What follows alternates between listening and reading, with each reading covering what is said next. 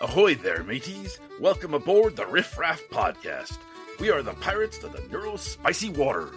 Come along with us and hoist the sail. We're navigating life through story and tale. We'll help you embrace the way you're wired, sharing laughs and lessons to get you inspired. If you join us, we will help you see there are a lot of ways to sail the neurospicy sea.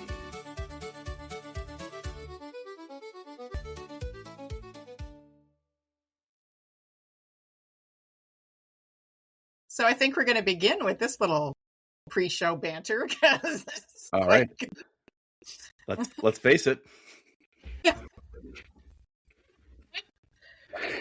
Okay, I don't need to. Yeah, what you really need, Paul, is when you do that is there needs to be some sort of animation that turns you into Homer, and the screen is the hedges, and then it just goes blank. There you go. Yeah. Speaking of AI. All right, I gotta center myself here. It's just driving me nuts. Are you feeling uncentered? Nope, wrong way. For those of you listening to this tomfoolery, we're discussing one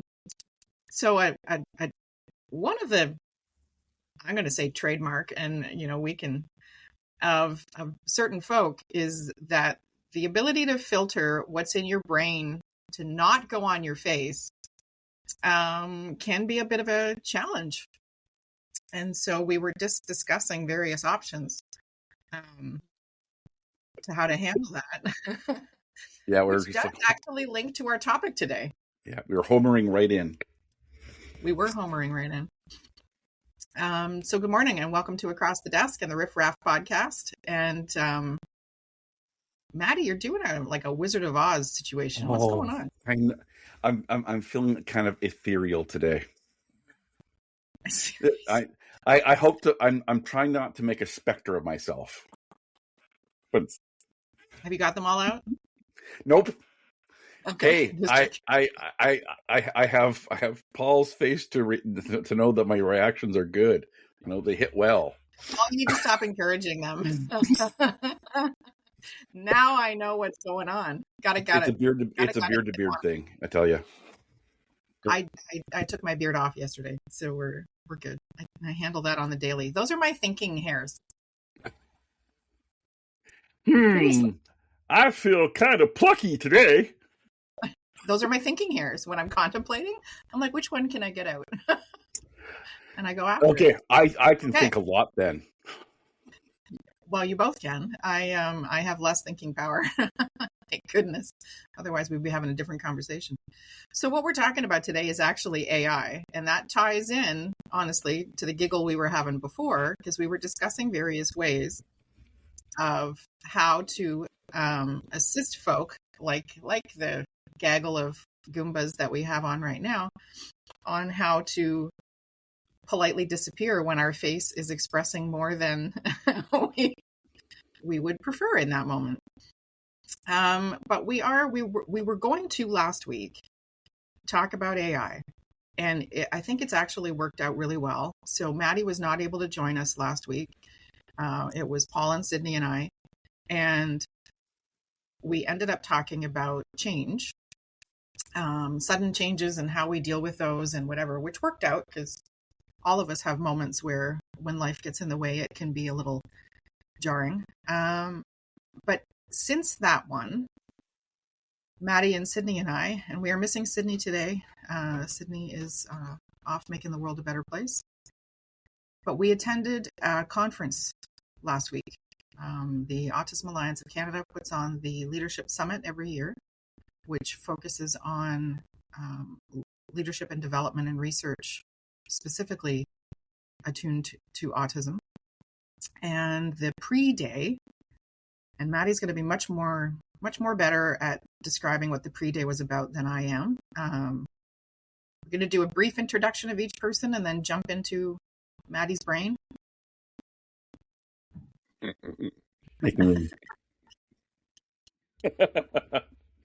All right, since you didn't introduce yourself first. You need to know me.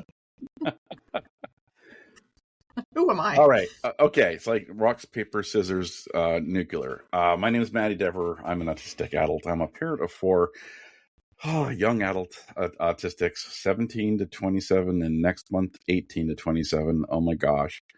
And I do, my tentacles are a little bit everywhere in terms of, I'm involved in projects provincially, nationally, and sometimes internationally relating to basically my life's purpose is to bring a world where autistics and people with disabilities can thrive. So there's a lot that needs to be done, and I try to do it all. And this year, a lot. The last year and a half, it's been a lot of AI and autism in the intersection. I believe you're leaving an A word out of there. What other letters do you have after your name? Rhymes with ADHD. Oh, rhymes? Okay, yeah. So there's I have many. Oh my gosh. Do we have 45 minutes for me to introduce myself? Hold on. Oh, sort of explains the amount of energy coming across the screen right now. Okay, so I'm autistic, but my first diagnosis, other than you're born, was ADHD at around 5 or 6 in the 80s. So the ADHD is strong in this one. Very strong. Yeah, but I'm not as hyper as I was. I've kind of tamed down. Oh yeah. Yeah, I see your face there. No, we haven't. Oh my. Yes. Can you imagine unbridled, unfiltered, unchallenged? Blah. Oh yeah, that's right. Matty before caffeination. Whoa, that's what calmed me down. All right, we're gonna.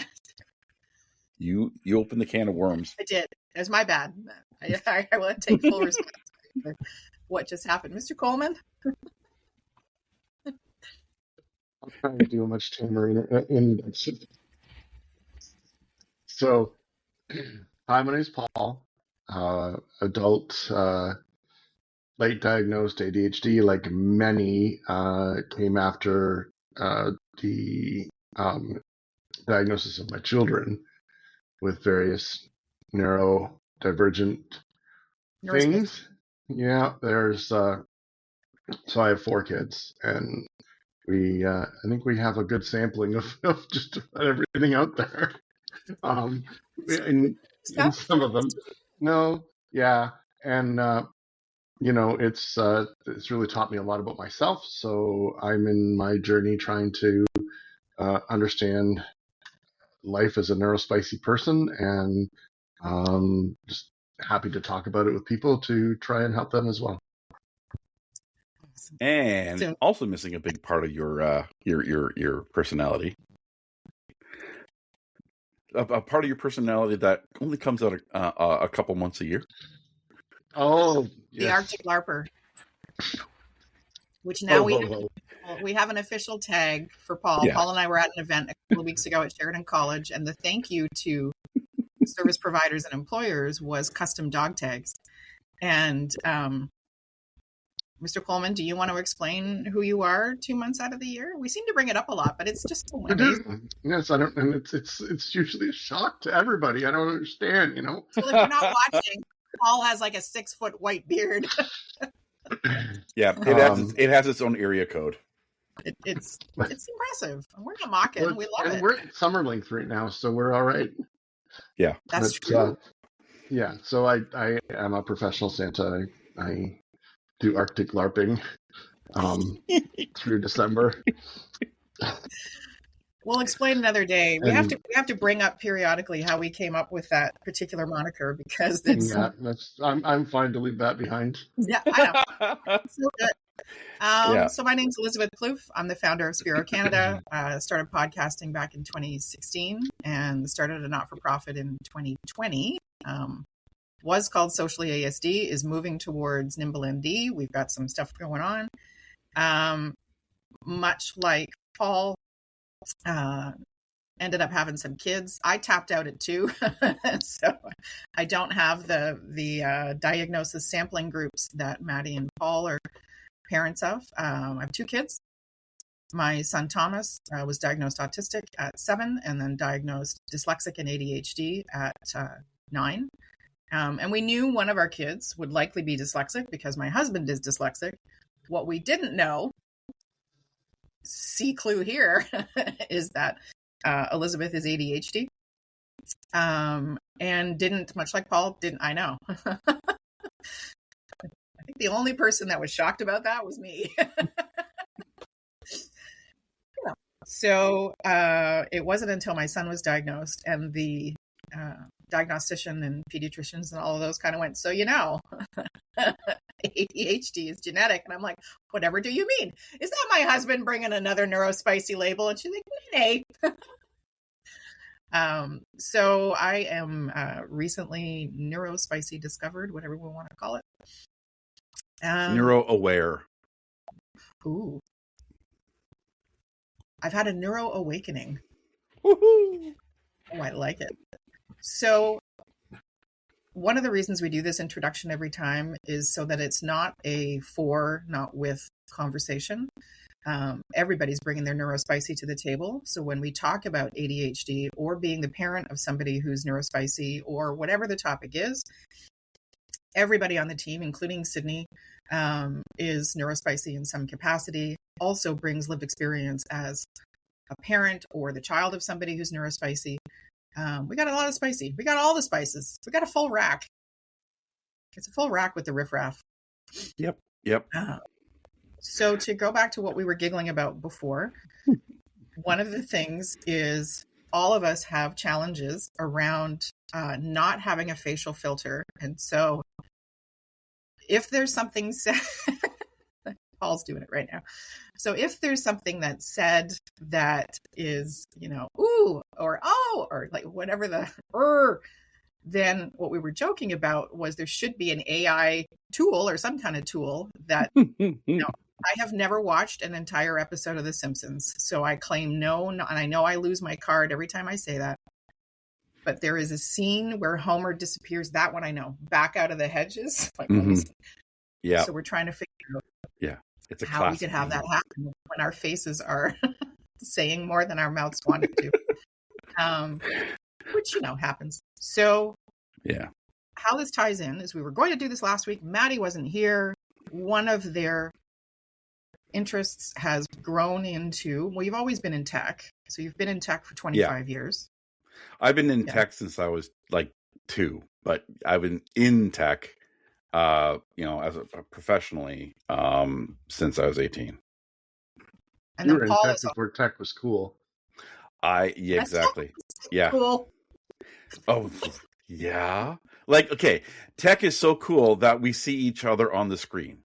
That's how cool tech is. Okay, well, that is cool. Yeah.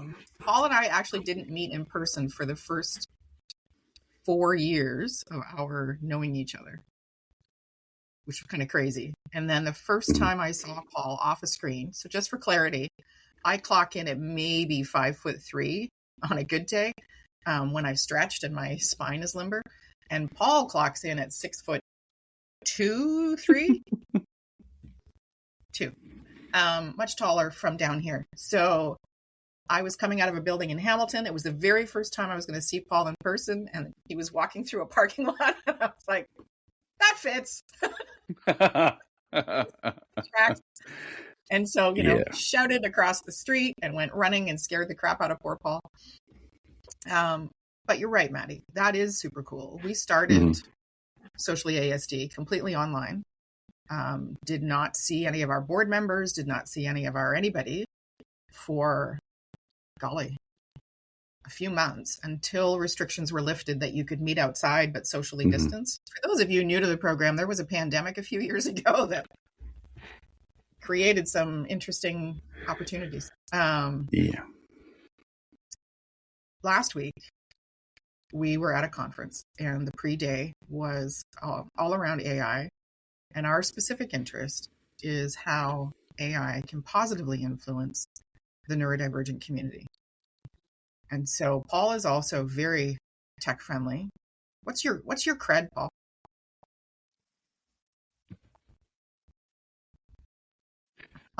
My cred. What do you mean by that? Well, you're into 3D printing, you're into video production, you're into EI, good God. Might be on that soon. E-learning development. You've got a lot of tech stuff going on, and that's been about 15 years. Yeah. Okay. So I'm ADHD, and my special interests are in tech. So, and by special interest, we mean there's some letters missing after Paul's name. Well, so I've been told. It's been suggested kindly. Okay, so I started in design, doing CAD design, teaching people. So I've been on computers. Well, I'm old enough for those can't see the screen. My first job as a designer was on the drafting board, so I am that old. But as soon as we moved to CAD, I had to know what every button did in the software, and that's how I am. If I pick up a new piece of software, I have to know everything it can do, not just how best to use it. Yeah. Right. So. Yeah. It's not my superpower. It's kind of a crutch because I know a lot about things that I don't need to know about. I spend a lot of time, diving into that kind of stuff. So. Yeah, no, tech is. It's a passion. How's that? That's my career. It makes you a very three-dimensional person. It makes you a very three-dimensional person. Again, that was for Paul. Okay. That was for Paul, and it worked. Yep. So, in an interesting twist, I designed a platform back in 2018 specific to supporting neurodivergent job seekers, because one of the things I discovered was when people were delivering programs in person, there was no ability to continue the learning or create independence. I'm huge into, I don't want people to need me. So not that I don't enjoy being needed, I don't ever want to create dependence that you can't progress or you can't, do anything without me in the room. I'm a trained business coach. I have been coaching and supporting neurodivergent individuals for over 10 years. I'm also an entrepreneur and worked in the tech support area with Hall Tech Regional Innovation Center for 2 years. So getting to know the tech ecosystem and supporting entrepreneurs and seeing sort of the whole process of going from ideation to actualization, what those iterative steps could be, what support's needed along the way. And one thing that's happened historically is that a lot of solutions, especially for the neurodivergent community, have been created for, not with. And that's a huge distinction. And when I started designing NanoWorks, I really wanted to make sure that the community that I thought had a problem actually had a problem, that it wasn't just me coming in with a savior complex going, look what I did for you. And so it's taken a minute to get it to where it is now, but mostly because the platform has been designed consistently with the neurodivergent community, with input, with suggestions and feedback, so that we know the way things are designed are accessible. We know that the stuff that we have in place is useful. We're just about to release a whole bunch of new stuff, and part of that is driven by AI. Yes, AI is going to, take over the world, and we're all going to end up slaves. Like, remember that Superman scene where that one lady ends up getting sucked into the computer and then it Borgs her? Oh, you're talking about, Superman 3. Yes. 3. Yeah. I actually just saw the that scene about a month ago. It ended up in my came up on YouTube or something. Yeah. Must have been around Christopher Reeve's, passing or whatever. But exactly. Do you know which one we're talking about, Paul? No? Okay. So Superman tracks Lex Luthor to this evil lair. It is this huge, I don't know what you want to call it, but like tech center. Compound, cave. Yes, like it's a big deal. And they fully believe that they have control over the tech and they're telling it what to do. And, they're the man. And Superman comes in and stirs crap up. And then they start to realize that the computer is thinking and that the computer is reacting. And Lex Luthor's sister gets sucked into the computer. And then for you Star Trek geeks, which I am one, it Borgs her. So it wraps her in wire and it slaps circuits and, does all kinds of stuff to her. And this session that we were at on last week for AI, I'm glad it was there. I ended up missing some of it. But there, in my perspective, and Maddie, there was fear mongering. And in that they see the woman getting sucked into the computer and turned into a Borg versus what AI can unleash for individuals.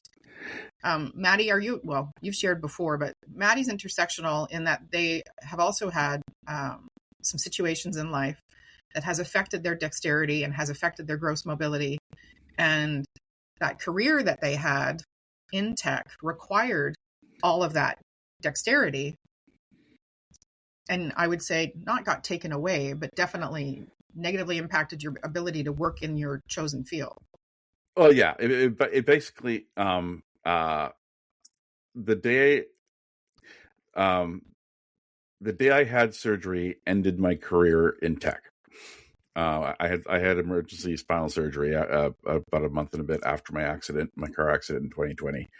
I've lost most of the use of my left hand. I can use my middle finger, which I call my shift key, and I have 4 fingers. Unfortunately, yes, it does. That one does work, but I can't really extend it the way you'd want to when you need those moments, because I do that. Then all my other fingers. Okay, so a little side story. The day after I had my surgery, I was back in the room, the recovery room, and I think my oldest daughter came, and we were bantering like we normally do, and she said something funny, and I normally do, I raised my middle finger and I freaking screamed because I couldn't, and there was just so much pain. Like the surgery sort of rewrote my body, and it's taken me a while to figure out how to use it, and for my brain to not try to use that hand, because when it does, I scream. So yeah, I've had the use. Yeah, I've had the use of the 4 fingers on my other hand, and intermittent use of my thumb, but I can't squeeze. I can't manipulate. I'm just trying to demonstrate with my hand. I'm like, stop doing that. So like using a mouse, it takes a lot of effort to try to do finicky things. So to do design, to do the tech work is a lot of finicky things. And it just ended for me for the last 6 years. Until recently, water break for a second. Yep. So about 18 months ago, I decided, okay, I really need to get into figuring out what this generative AI is. So AI has existed from the first time you've used a computer. It's AI, artificial intelligence, like all of the Googles, all the search engines. It's AI. The difference that we have now, that's really sort of amped up our ability to have way more things we can do, is because we can now put the questions into a human into an English format, and it's going to go through a much larger base of information to give out of it, different formats than just a list of websites. So it's just really expanded that. So I decided, okay, so I've been a search guru since before Google existed. I've just kind of always innately known what a computer's expecting to get at the answer you're looking for. You and Paul in a room for a couple hours and just turn on a microphone and. Yeah, I think it's called the Riff Raff podcast.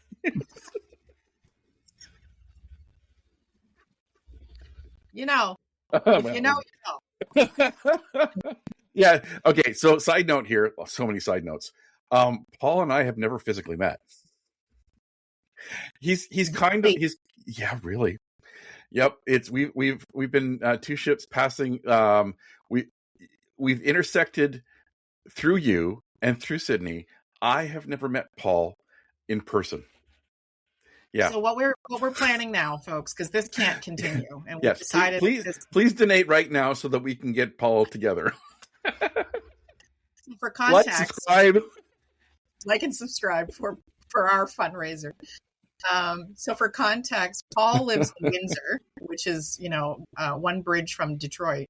I live in Burlington, just about 40 minutes outside of Toronto. Sydney is up in Brampton, which is like way further up above Toronto than I had realized. And then Maddie is in the Ottawa area. It was an interesting, that's a whole nother conversation because I'm still dealing with the drive home. So Paul, we were trying to get Paul to CALS, which is the Leadership Summit, and it didn't end up happening, but we now have 340 days to plan it. And it will be the first time all four of us are in the same room. After 2 years. Are we going to wait for 340 days before? No. We know that's going to be we know that's coming. Yes. That's definitive. Opportunistic things, that's a different story. Of course. Exactly. Of course, we'll figure it out. Yeah. There may be a rip in the space-time continuum. Yes. That's because of all the farts we're going to do because we're laughing so hard we can't hold our gas in. Again, that was for Paul. That was because this is fun. Okay, so here's the thing. I know that Sydney can get overwhelmed, and I can be a lot. Sydney's not here. Paul is. So it's just you that has to suffer, Elizabeth. I want to raise my hand and go, I do a good job of, but there's a limit. I know. That's why we have the chat. Don't use that as a go-to. So any road. What happened with the conference is it was, from my perspective, it was supposed to be an opportunity to introduce AI and its opportunities to support individuals, right? So my office happens to be in a tech incubator here in Burlington called Tech Place, who are phenomenally supportive of what we do and very inclusive and what have you. It seems like once somebody starts the conversation about neurodivergence, they all kind of come out of the woodwork. So there's an individual that I'm lucky enough to work with, Daniel Kube, and Daniel is open about having some learning differences. And they embraced AI early on. I had no idea. I'd heard about it. I'd heard about ChatGPT. I'd heard about the models. I'd seen, I was lucky enough to go to, what's it called? Collision, which is a tech conference, and the godfather of AI was there. And what's his name? Daniel, isn't he a Daniel too? Who's the godfather of AI? I don't know who the godfather of AI is. Al 9000. Pardon me? Al 9000. Hey, Dave, I'm sorry. I can't do that, Dave. Jeffrey Hinton. I'm sorry, Jeremy. I can't do that, Jeremy. Maddie, pull it in. So I'm going to intersection you in a second. So he was up there. It was really intriguing because his concerns, it always seems to be the concerns that get raised first. And after seeing what Daniel's been able to accomplish and seeing what Maddie's been able to accomplish and seeing what Paul's been able to accomplish and Jason Little, our CTO. But more specifically, because of Maddie's loss of dexterity, their knowledge and their experience got trapped in their head. And I got to say, that's probably more common than we realize. And then we've got Paul's experience in design and creation and whatever, and how that can actually make life easier. And you can produce more and better content that is actually human generated. I'm not talking about all the AI slop. Right. And I just wonder, am I missing the big picture on how AI is going to eat our brains and turn us into zombies? So here's the thing. Tech is always a disturbance. Every time humans have created something that's better than what they had before, it displaces those who have got stuck with the way things were before. But it creates a pivot point. It creates a pivot point of new opportunity every single time. So Paul's AI, nodding for those listening. Yeah, AI what you put into it is what you're going to get out of it. So the people that adopt it and learn how it works can find ways of keeping forward and moving ahead with things. People that are stuck with very where AI is good is, for example, is summarizing things, taking things that like take 10 steps and streamlining it into one or two. So there are going to be some people that are stuck in very manual ways of doing things, that if they don't learn to pivot, if they don't learn to adapt to the new change Pivot and or learn the new expand? skills. It's let's say expand. So if you're afraid of it and you're just ignoring it and it's like, I don't want to do anything like that, it's scary, you're going to be challenged because the world's changing around you. It's not so AI is what humans do with it. So it's one of the things that I did find challenging last week on the AI day is there was a lot of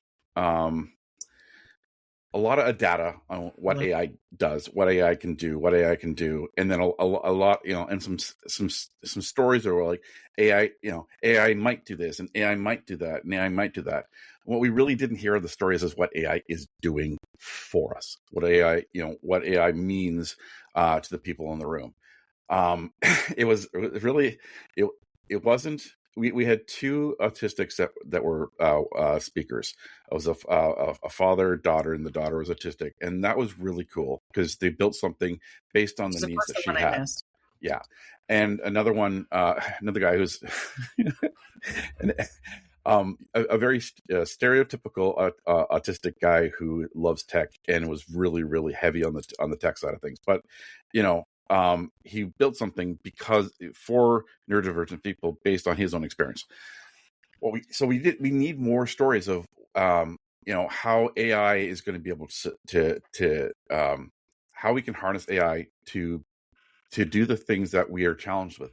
For example, one of my biggest challenges, I can write pages and pages and pages, manuscripts.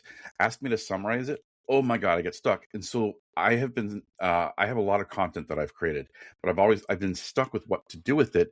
Once I've given my presentation or given my talk or put an article out, I'm stuck with what to do with it because I don't know how to summarize it. I don't know how to take bits of it someplace else. And, my first foray into ChatGPT 18 months ago started showing me that I can take my own work and have AI split it for me in a way that, like, I can say, using this talk here, I want to focus in on like my three main things. Can you give me a summary of that? You and I had that chat. Yeah, exactly. Yeah. Like that sort of open the floodgates for me of more and more seeing that what AI can do to fill in the gaps of where I struggle with. And summarizing is a place where a lot of autistics struggle with, like, and to the point where it can become a barrier to moving forward. Because for example, somebody gives us an application form that we need to fill out, but the questions are weird. We don't know how to do with it. We can't even start because we don't understand the questions. What I've started doing is throwing those questions into ChatGPT and having it come out and say, what does this really mean? And give me a different way of saying it, and then I'm able to move forward. Whereas before, I just would have not done the thing in front of me. So the reason I called and said about Paul nodding, and it wasn't to call Paul out, but it was, we have two experts here, right? Like I'm not an expert in this. I'm learning. I'm supposed to be on. So Jason Little is now running an AI meetup group, and I hop on periodically and learn some more. I'm not as interested. I've had conversations with Paul, and his whole face lights up in the best way possible, because he's interested, because he's got a foundation of knowledge to see much broader application for different software that comes up. So, Paul, would you be comfortable applying a trades lens for a second to what AI could do? Or we want to circle back to that? Well, there's on what level? Like, I've got a friend who runs an AI company that that a company can put cameras up all in their shop, and the AI is watching the shop floor constantly for safety infractions or safety issues. So Mm. if somebody leaves a hose across an aisleway, it'll flag that and let somebody know that there's a safety infraction or there's a safety issue on the floor. Or Which it is can watch for unsafe practices and suggest ways to mitigate potential risk. Like that's huge, right? So there's so many different ways that it can help in manufacturing or tech. Um, People look at it, you know, like some of the like we keep calling out ChatGPT, but there's so many tools that are utilizing these AI tools. Yeah. And it's deeper than just like language stuff too. Like I said, like my buddy was doing it with visuals. It's really growing to the point of sometimes it's kind of scary, and that's why Hollywood capitalizes on that and always has, right? And most of the AI movies out there are not very positive about it. So it's a bit of a fear mongering thing. Yeah. But there's all kinds of good tools, and people don't have to be really tech savvy to use them. Like Maddie, you mentioned, you get questions like let's pull this into like job interviews, right? Hmm. You look at a job description. You don't have to go to ChatGPT. There's simple tools like Goblin tools that are out there that have uh, formal. Like I don't know if you're familiar with Goblin. I'm sure you probably are. Goblin tools. Nope. we're both shaking our heads, by the way. Sorry, yeah, you can get it as an app on your phone, or you can go to the website, and it has some simple tools. Like you can give it a task, and it'll break it down into doable steps for those who have Oh, cool. executive function. That's cool. One of the really cool things is it has two tools. One of them is called Formalizer, and one of them is called Judge. And you can put something in there, and it will break it down into plain English. So if you took a job description and put it in there, it would take away some of the corporate speak, and it would give you the job description in more plain English. So there's you don't have to be an AI expert to use AI. There's all kinds of tools out there. Yeah. Sorry, Maddie, one second. Sorry, because Paul and I, one of the projects that we've worked on for the last 3 years has been going into employers and talking to them about, their IDEA policies. So IDEA is inclusion, disability. Oh, why am I having a stroke? Equity and accessibility. Wow, that was terrible. So the challenge is that a lot of these policies sit on a shelf because they have been written in corporate speak. They've been written in legalese. They've been pulled off of some site who claims to be the expert in DEI and policy creation and whatever. And I'm so glad you said that, Paul, because I just met with a company and I'm so impressed that they have a policy. But when I read it, I went, okay, nobody's going to make sense of this. Nobody's going to know how to use this. And I did end up putting it through. So we use a couple of different tools. So we have the Google Suite and we use Gemini. I use it as a thinking partner. So it can give me different perspectives. And it's been intriguing to work with it around the way it sees the information and the suggestions it comes back with that I would not have considered otherwise. Claude just did that. I was working in Claude to create a tool and it came back and I typed something in the prompt and it came back and went, well, hey, would you like to be able to do this on the page? And I was like, oh, hot damn, yes, I would make that happen. And when I published the artifact, I could see instantly in that dashboard how it could help somebody, to Paul's point about executive function. It could help somebody see the steps it needed to take in order to engage with the community.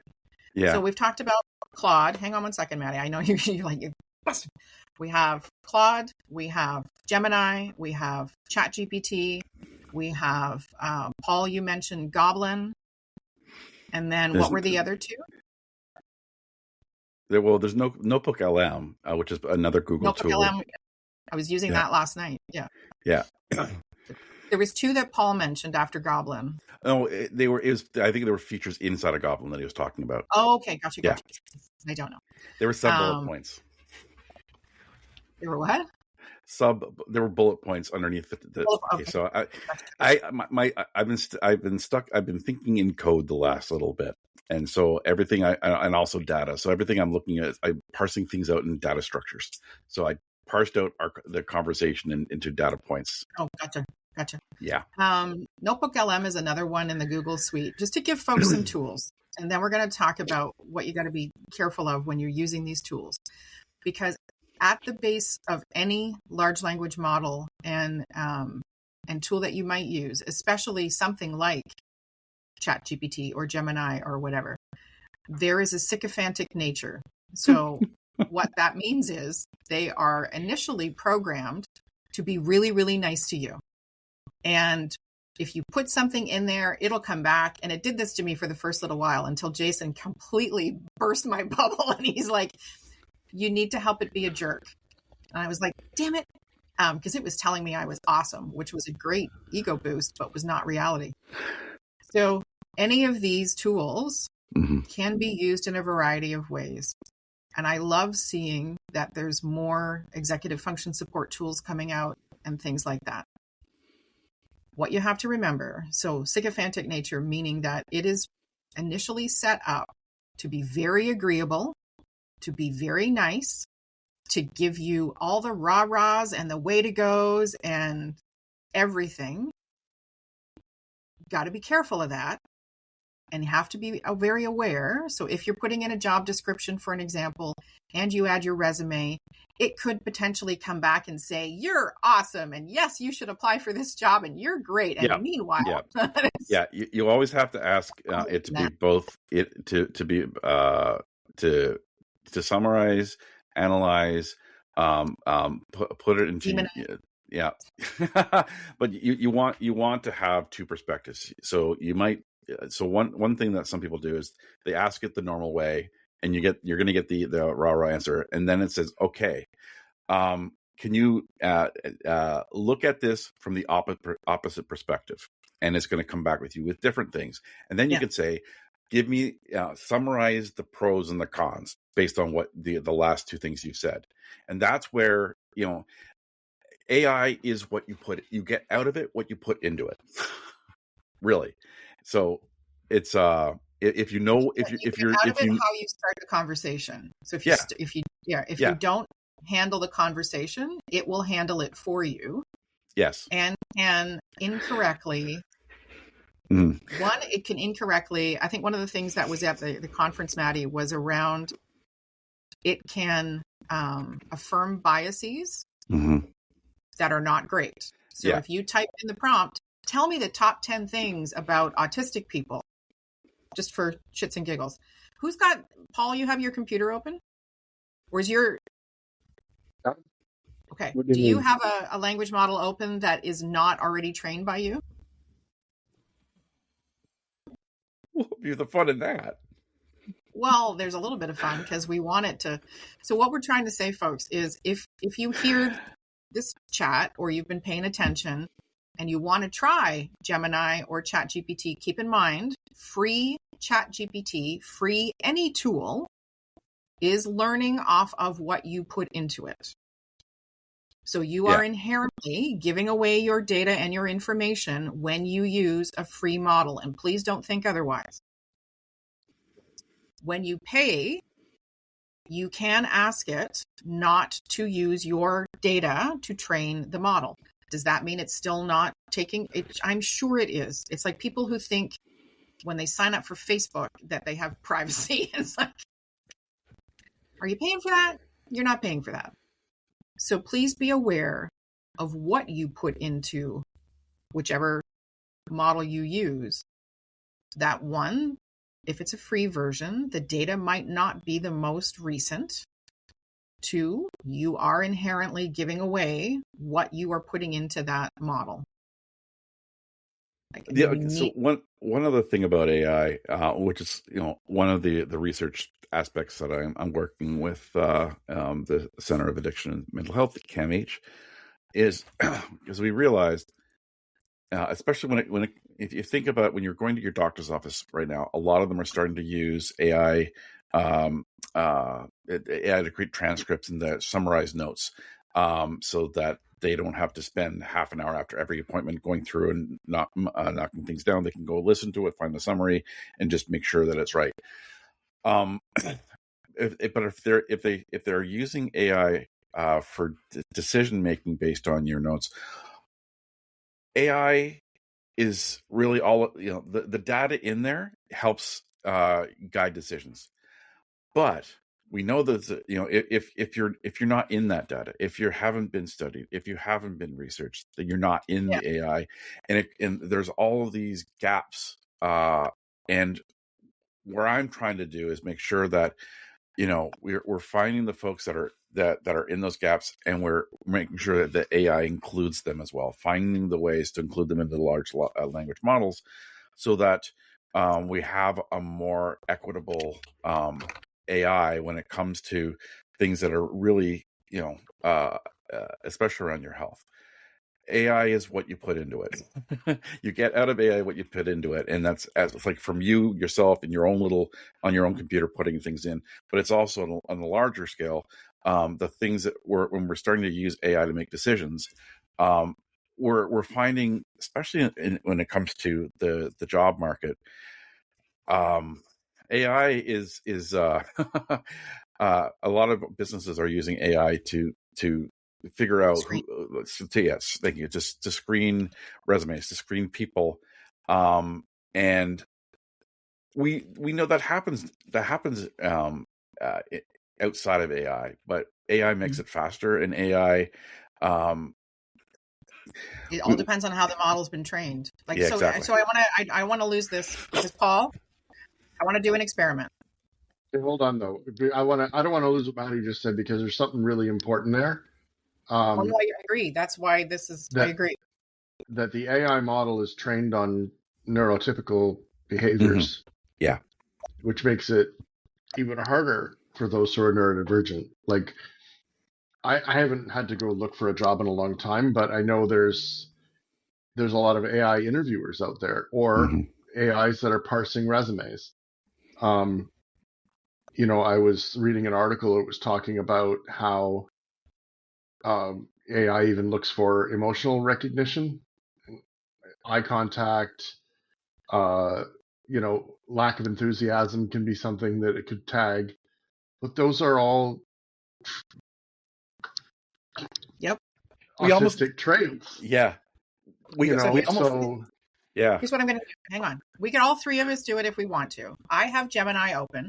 Now, Gemini has been trained. I have on the back end, so there's always a setting that you can go to. I have asked it to be direct. I have asked it to only access, scientifically validated periodicals and resources. Like I've set up guards in the background so that it's not hunting on, People Magazine for a resource. So what I've typed in is, give me the top 10 characteristics of an autistic person. That is an extremely simplistic prompt. I'm going to see what it has to say. And I'm doing this in I'm going to do the same thing in a incognito window. Ooh, that's a good. I did mine in plain. Character. Okay, whatever. So I'm just while Maddie and Paul are searching, I'm gonna read out what Gemini has popped up here, and it says, when talking about autism, it's important to remember the spectrum part of autism spectrum disorder. No two autistic people are exactly alike. As the saying goes, if you've met one person with autism, you've met one person with autism. This model has been trained, by the way. So, however, there are core characteristics that many autistic individuals share, which generally relate to how they process information and interact with the world. Number 1, differences in social communication. This is often the most well-known trait. It can manifest as difficulty reading between the lines, such as missing sarcasm, idioms, and subtle body language. Conversations might feel more like an exchange of information than a social dance. It goes on to say focused or special interests. Look at that, Paul. Sensory sensitivities, repetitive behaviors, also classed in brackets as stimming. Self-stimulatory behavior or stimming involves repetitive movements or sounds. This helps regulate the nervous system, express excitement, or manage anxiety. This is actually doing an okay job of explaining what the thing is. Preferences for predictability and routine, a bottom-up processing style, direct and honest communication. Autistic people often value truth and clarity. They tend to say exactly what they mean without hidden agendas. While some might find this blunt, it is usually rooted in a desire for efficient and transparent communication. Executive functioning challenges, social masking, and unique cognitive profiles. It is common for the autistic individuals to have spiky profiles. They might be genius. Neurospiky. They might be genius level in mathematics or music while struggling with basic daily tasks like grocery shopping or phone calls. And this is where it goes off the rails, folks. Because that is actually too succinct to be accurate and non-bias forming. So the challenge is the use of that language in that 10th point can create biases, because somebody who has no awareness of neurodivergence, or in particular the autism spectrum, won't differentiate. It says might be genius level. They are now flip side. It could have come in and said they might always struggle with intellectual disability, which is, by the way, completely not true. But there's nothing to check that. Yeah. Mine came up with a very similar opening and very similar 10 things, almost verbatim. You used which one? I used Gemini in incognito. So in a browser so I asked the same question in ChatGPT, and it says, that question sounds simple, but there isn't actually a clean top 10 checklist that fits in all autistic people. Autism isn't a fixed set of traits. It's a wide, varied spectrum, or what you often describe as a tapestry, and each person has a different mix. That said, so that's an important thing. Hang on. So that's an important thing to note, because that is what Maddie's searching in right now, is their trained model. Yeah, so exactly. It has gone in and it has pulled from previous conversations. That's a really important distinction, though. Mm-hmm. That's why I did this way. Yeah. Okay, keep going. So that said, there are common patterns you often see, and here's a grounded, strength-based way to think about them. So it's trained. It's trained. It's like it knows what I want. Okay, actually, so I'm going to ask it a slightly different question. Paul? Okay. So you type your question? Yeah. Paul, did you end up giving it a go? Yep. And it's very similar. I use Claude because I don't use Claude every day. And it's not trained on me at all. It was very clear. One of the things about Claude that is, it's less rah. Yes, and I like and more to the point. By design. Now, you can set any of these to be in the tone that you want on a regular basis, but Cloud out of the box is less. You're amazing. What a great, it's, that's the word. I mean, everybody needs to hear that now and again, but, with every idea that you put into it. So what did yours say, Paul? And it just, ASD is highly individualized. The saying goes, you've met one autistic person, you've met. Go Stephen Shore. Yeah, and then it goes into social communication, interaction, differences in social communication, challenge in reading non-verbal cues, preferences for direct communication, differences in eye contact, and then behavior and sensory patterns, repetitive behaviors. It's very similar to what yours was, except for. And then I'm not going to keep going, but there's no, in this one, there's nothing about cognitive ability, whether it's genius level or affected. It kept that out of it. Yeah. It's interesting. Gemini put it in. So to the point from the conference, this is where the challenge begins, is that depending on which large language model you're using, which tool you decide to use, could be creating those biases. Yeah. Interesting. Maddie, what did you end up with? Well, so I asked ChatGPT to answer you as you would have 10 years ago.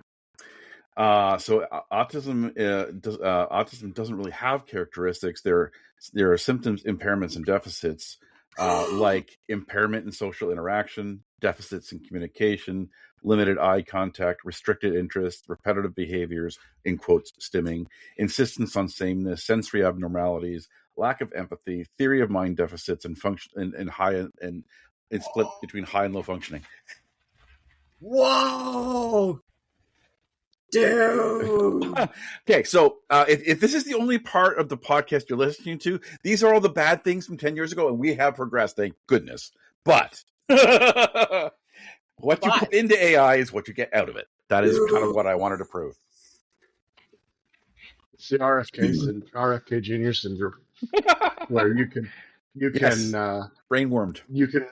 You can put in what you want and have it agree with you and find things to support your your beliefs.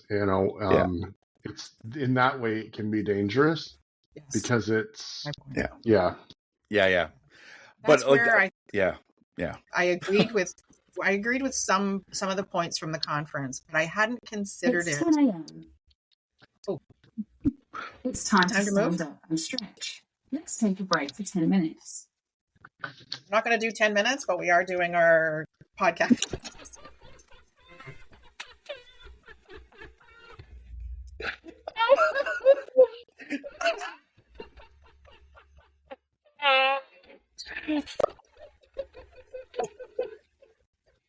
So for those of you who are wondering why we're laughing hysterically, Paul just popped up a little stick with a piece of paper on it that had two things poked out in holes and a smiley face, and we have just lost we have just lost the plot here.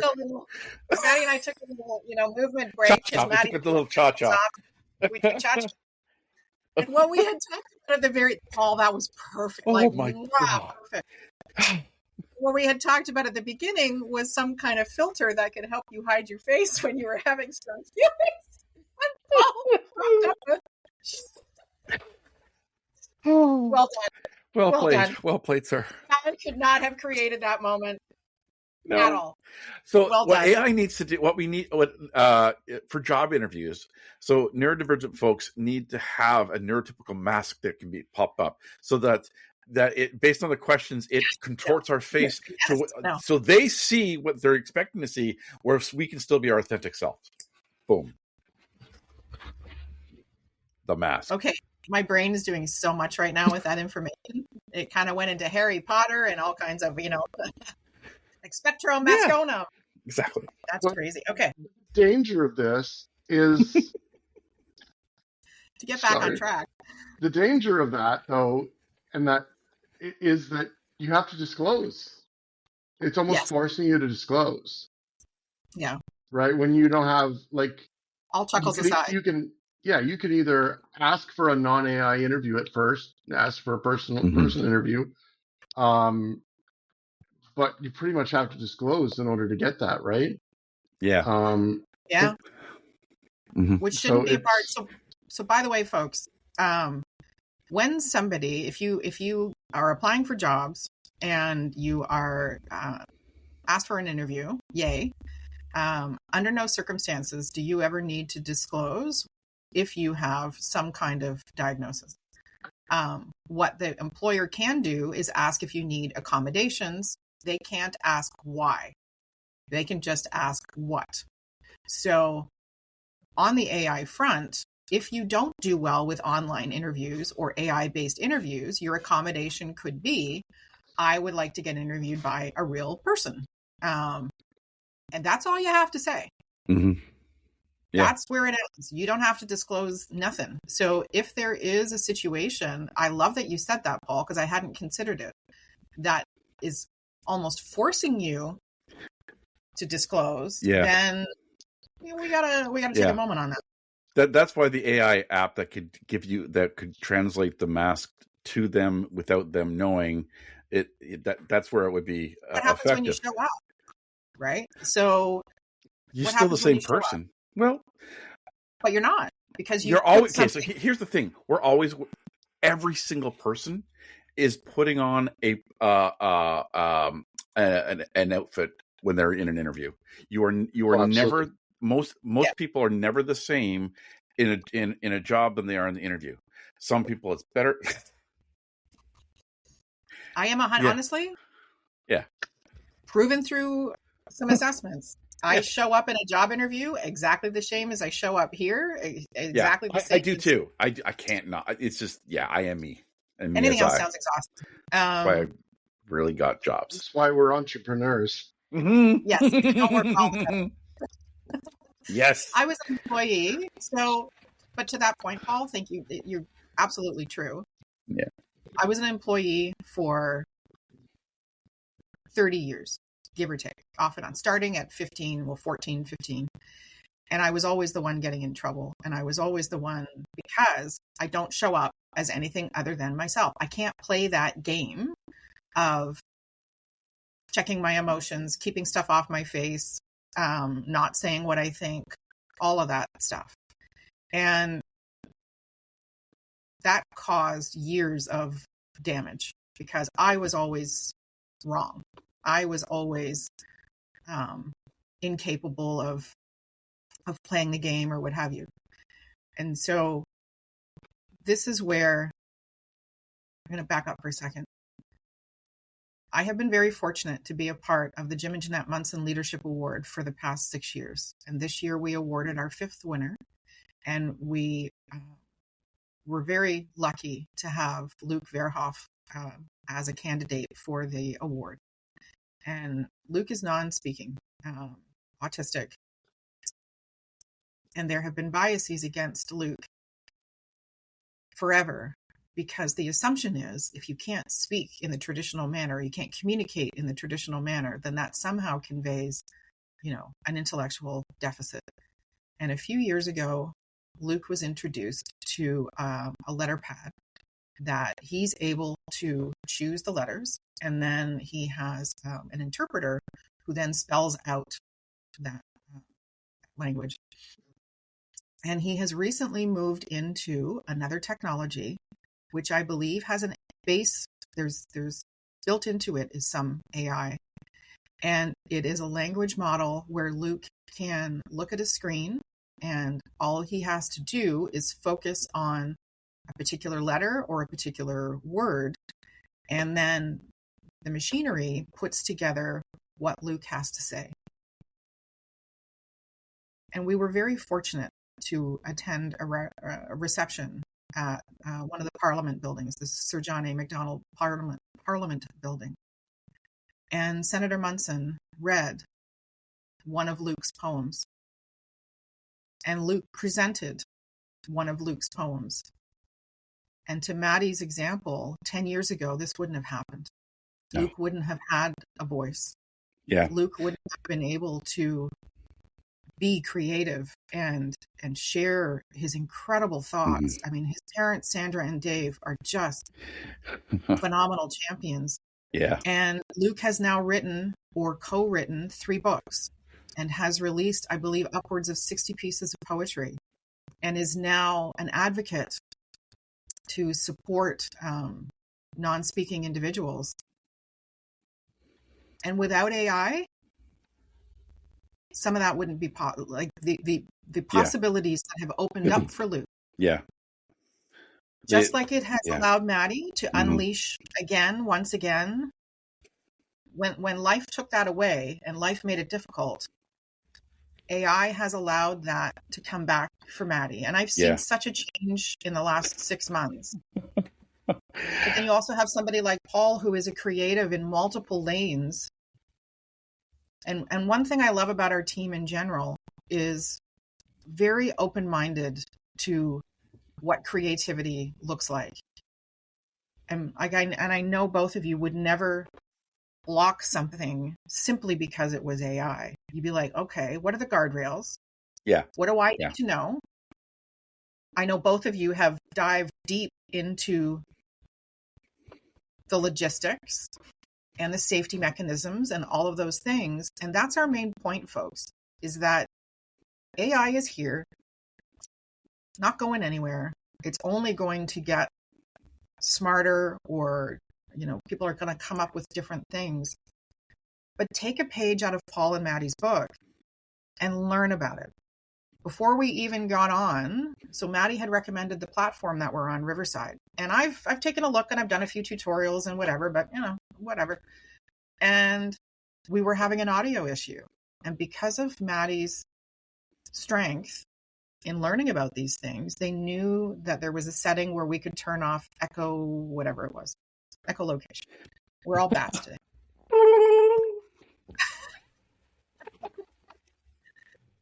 But That's batty. I don't know. it's a whole thing. But then I know Paul is applying, AI into what he does around video content creation and e-learning development and all of those things. And they're both very generous at sharing what they've learned and how they are now applying it. I think that's part of what we're talking about today is yes, AI can be used to do some pretty awful things. But to Maddie's point all along, it's all about what you put in. If you go in with the intent to create something malicious and destructive, AI will absolutely help you create that. 100% right. Mm-hmm. But if you go in with good intention to make positive change and uplift folks and make life easier for people who've experienced, life is interruptus, and give them a voice. Yeah. And Luke's level of expression for creativity and Maddie's ability to build tools and Paul's, ability to create and teach. It's all about intention, I think. Mm-hmm. AI is my arm and my canvas. And I did not know how much I missed the tech stuff because I pivoted and I've built a life where I'm truly finding my purpose and doing the things that I need to do and I'm supposed to do. Mm-hmm. But being able to do some of these tech things, I really did not know how much I missed it. And I think that's part of why I'm so excited. Well, I mean, I hate to use the N word, but I would say it's you need to get your piece of paper out, Paul. But it's brought a bit of normalcy back to your life, I would say. You know what I mean, though? I know what you mean. Yeah. The conversation that we had the other day, it's given you back something that got taken away. That was part of your pre-surgery, pre-intersectional life. Yeah, that N word might not be the right N word.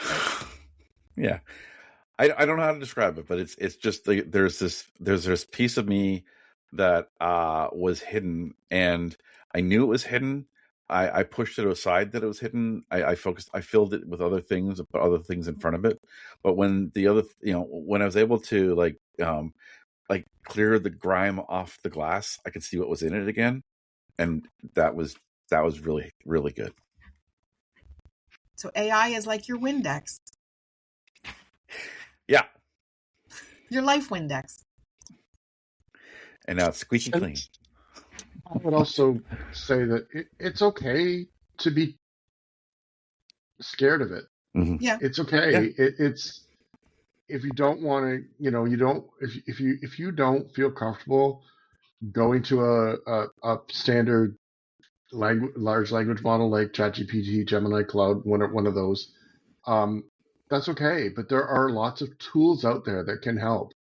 Yeah. That are not this big scary AI thing. Yeah. So, don't throw the baby out with the bathwater, right? Yeah. Look at these goblin tools. Look at you're not going to be able to get away from it anyway because even inside of Microsoft Word is Copilot. And oh God, yeah. I had a really good experience with it the other day. I was helping my daughter with her resume, and we put everything in that we wanted. And then it would have taken me an hour to go back and change all the font the way it was, the line, bullet points up and everything. And that's what I just asked Copilot to do. I said, take my content and line it all up and format it in a resume format. And it did it so quickly. The other way that AI is used, and we try to wrap up, but we're going to go in slightly. Right. my oldest daughter, Madeline, struggles sometimes with like knowing what to do next. Like the things in front of it is just really challenging. So I introduced her to audio mode in ChatGPT, where she can ask a question and then it gives her back, or she can type in the question that she wants it to talk to her through, and then she can have a conversation and get the work done. And when it's all done, she can copy and paste that into the document. It's just like it's AI gives different ways of having conversations with you to give you a different result than we are used to having. Bless you. Sorry. I'm blessing Maddie as well, but Paul had to have a sneeze, and I automatically, sorry, that kind of popped out. So, Because I muted my sneeze.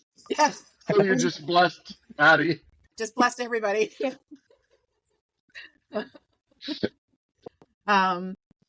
So those are amazing points and very true. Like, take it slow. Mhm. YouTube has got a ton of tutorials, a ton of ways to learn safely. I know, but you made a really valid point around it. Everybody understands information differently, and how it's said by one person, may resonate better with somebody else. And so, that was our point of today, to sort of, we're all in it. We all know it's around. Yes, be cautious. Yes, learn slowly. No, we're not suggesting that you jump into it with both feet. But to Maddie's point at the beginning, it's here, and you can either find a way to work alongside it and in a way that feels comfortable and safe to you, to Paul's point, or like, it is going to cause barriers at some point. Yeah. And our point is, yes, be cautious. Yes, Jeffrey Hinton said it. He did not build this in the anticipation of people doing bad things with it. You try to assume good intention.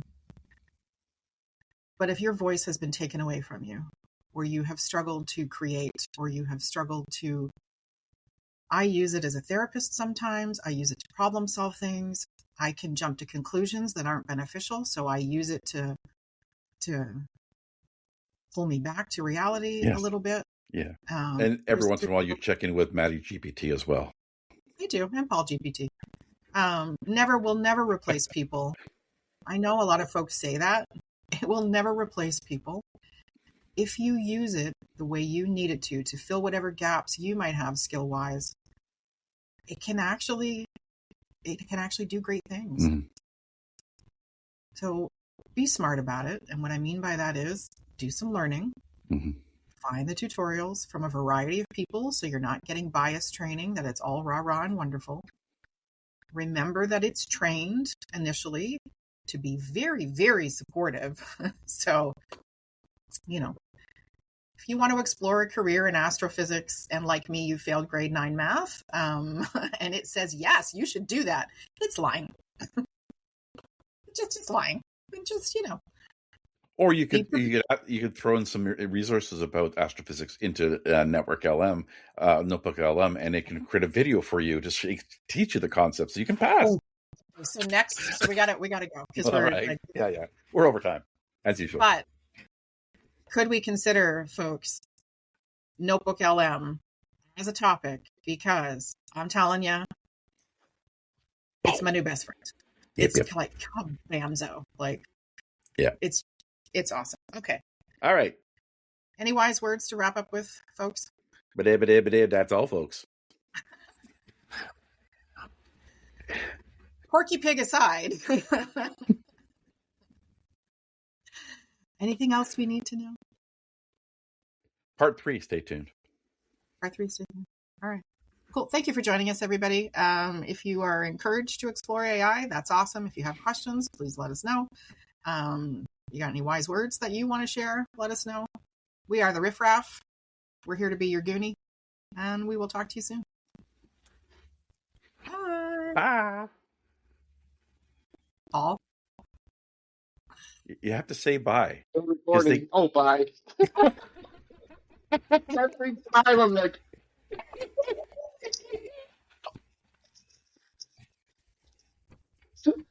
Bye, everybody.